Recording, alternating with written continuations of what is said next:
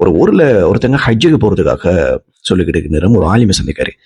நான் இந்த மாதிரி ஹஜ்ஜுக்கு போறதுக்கு இருக்கேன், எனக்காக பிரார்த்தனை செய்யுங்க அப்படின்னு மாதிரி அந்த மனிதரும் சொல்ல, அந்த ஆலிம் சரி நல்லபடியா போயிட்டு வாங்க, உங்களுடைய ஹஜ்ஜு இறைவனால் அங்கீகரிக்கப்பட்ட ஹஜ்ஜாக அமையணும், உங்களோட பாவங்கள்லாம் மன்னிக்கப்பட்டு அன்று பிறந்த பாலகனை போல திருப்பி வந்து சேரணும் அப்படின்னு மாதிரி அவருக்கு விஷ் பண்ணி ஒரு ஹதீஸையும் சொல்லிக் கொடுத்து ஒரு வழி அனுப்பி வைக்காரு.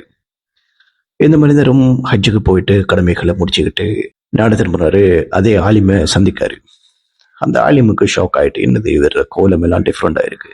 சரி ஓகே என்னோட வந்து சந்திக்கிற நேரம் என்ன நடந்த, நீங்க போற நேரம் நல்லா தானே போயிருந்தீங்க, இப்ப எங்க உங்களோட சூரத்தெல்லாம் மாறி இருக்கு, உங்களோட தாடி மீசை தலைமுடி எல்லாத்தையும் வலிச்சிட்டீங்க, என்ன நடந்த அப்படின்னு கேட்டேன்னு, என்ன மௌலவி நீங்க சொல்றது, நீங்க தானே சொன்னீங்க அன்று பிறந்த பாலகனை போல நீங்க ஹஜ் இருந்து வர கலவரம், எந்த பாலகனுக்கு தான் சரி மீச தாடியெல்லாம் இருக்கு சொல்லுங்க பார்ப்போம் அப்படின்னு சொன்னேன்.